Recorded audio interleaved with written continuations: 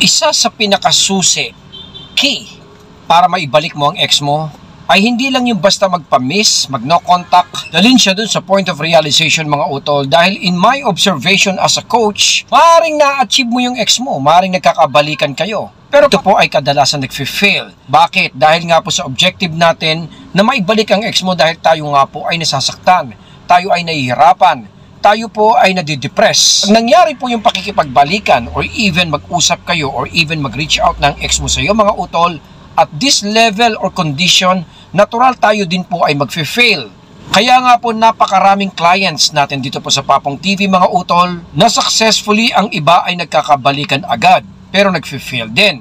Dahil hindi pa nga po fully healed at parang pinipilit nga po yung pakikipagbalikan nang hindi pa po nararanasan ng ex mo, dumpy, yung mga stages na dapat pong ma-experience during the breakup.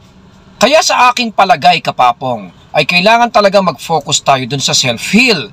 Kailangan talagang dumating tayo sa point na hindi na natin kailangan yung ex natin. With or without my ex, ay okay na ako. Kaya meron tayong saying or laging tinuturo nga po natin sa ating coaching session mga utol, na may babalik mo lang daw talaga yung ex mo pagka dumating ka na sa point na parang ayaw mo na siyang ibalik. Which is technically true mga utol. Dahil it is associated sa acceptance. Acceptance of course and self-care, kailangan po mag-match ito.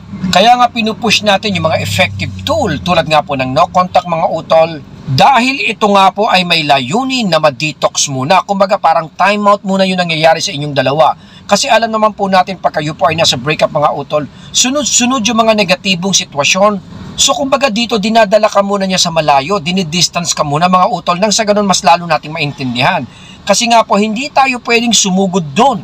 Balikan ng ex mo, mag-reach out or even makipag-usap sa kanya with the condition na parang alanganin ka at hindi ka sigurado sa mga sasabihin mo or mga mangyayari.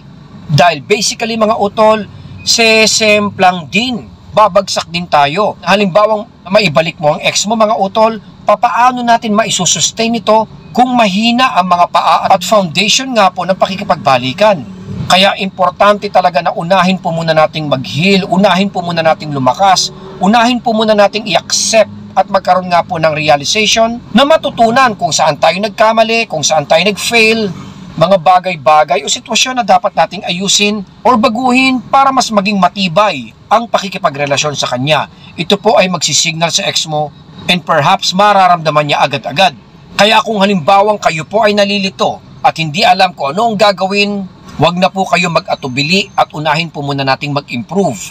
Unahin po muna nating ma-develop emotionally, mentally, physically mga utol, nang sa ganon ikaw ay equipped, nang sa ganon ito po ay maramdaman ng ex mo, nang sa ganon pumasok po yung motivation, mood, na balikan tayo ng ex natin.